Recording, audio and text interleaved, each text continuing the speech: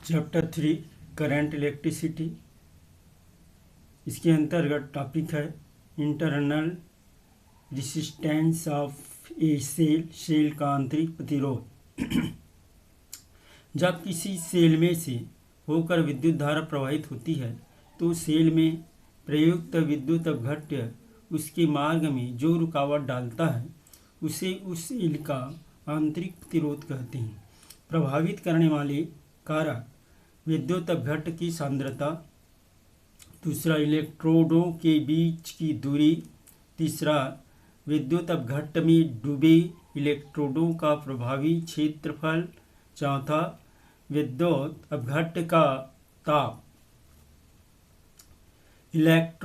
अगला topic electromotive force, विद्युत वाहक बल। एकांक धनावेश को पूरे विद्युत परिपथ में चलाने के लिए सेल को जितना कार्य करना पड़ता है उसे उस सेल का विद्युत वाहक बल कहते हैं। मात्रक विद्युत वाहक बल का मात्रक वोल्ट है। विमी सूत्र W/Q W कार्य का विमी सूत्र mL²T⁻², आवेश AT। इसका विमी सूत्र है mL²T⁻³ A इनवर्स।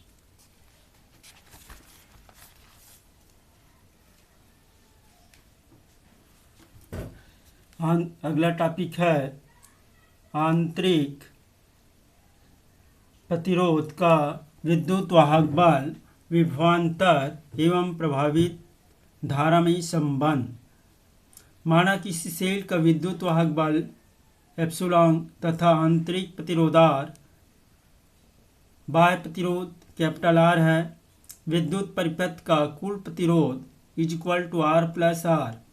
ओम के नियम अनुसार परिपथ में बहने वाली धारा I कुल विद्युत वाहक बल बाई कुल प्रतिरोध। I विद्युत वाहक बल है एप्सिलॉन बाई कुल प्रतिरोध R+R। समीकरण 1 I V/R। समीकरण 2 1 और 2 से एप्सिलॉन बाई R+R V/R या capital R plus small r E/एप्सिलॉन/V/R। पक्षांतर से small r E/V/R minus R। Small r capital R कामा लेने पर E/V/1। समीकरण 3 यही सेल के आंतरिक प्रतिरोध के लिए व्यंजक है।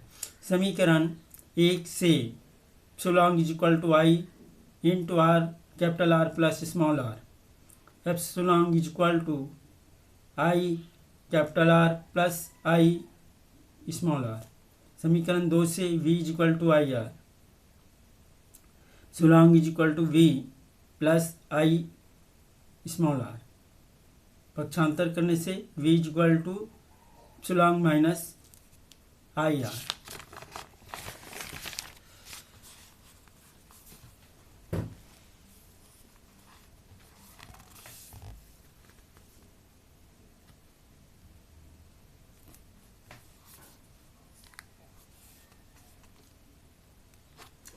सेलों का संयोजन। पहला है श्रेणी संयोजन। माना n सेल को श्रेणी क्रम में जोड़ा गया है जिनमें से प्रत्येक सेल का विद्युत वाहक बल एप्सिलॉन, आंतरिक प्रतिरोध स्मॉल r तथा संयोजन के साथ जुड़ा बाह्य प्रतिरोध कैपिटल R है। संयोजन का कुल विद्युत वाहक बल n एप्सिलॉन, संयोजन का कुल आंतरिक प्रतिरोध n स्मॉल r, परिपथ का कुल प्रतिरोध R plus capital R plus n small r। धारा I इज इक्वल टू कुल विद्युत वाहक बल बाई कुल प्रतिरोध is equal to N epsilon by capital R plus N R. समीकरण 1। विशेष स्थिति यदि n small r less than capital R, I is equal to N epsilon by R is equal to N epsilon by R is equal to n into एक cell से बहने वाली धारा। Second है यदि capital R less than N small r, I is equal to N epsilon by N R, N cancel हो जाएगा, is equal to epsilon by R. दूसरा समांतर संयोजन, माना प्रत्येक सेल का विद्युत वाहक बल एप्सिलॉन आंतरिक प्रतिरोध स्मॉल r तथा बाह्य प्रतिरोध का मान कैपिटल R है। कुल विद्युत वाहक बल इज इक्वल टू एप्सिलॉन। यदि संयोजन का कुल आंतरिक प्रतिरोध स्मॉल r हो तो 1/r dash is equal to 1/r plus 1/r plus 1/r dash dash n बार, n by is equal to n by small r, r dash is equal to r by n।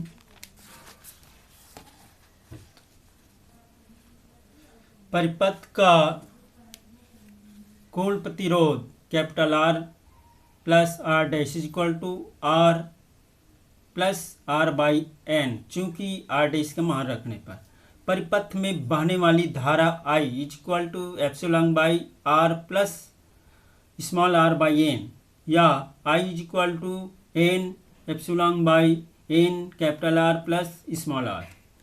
Kirchhoff के धारा वितरण के नियम अगला topic है। पहला नियम प्रथम नियम या संधि नियम कहते हैं इसको। किसी विद्युत परिपथ में किसी भी संधि पर मिलने वाली समस्त धाराओं का बीजगणितीय योग शून्य होता है, अर्थात summation I is equal to 0।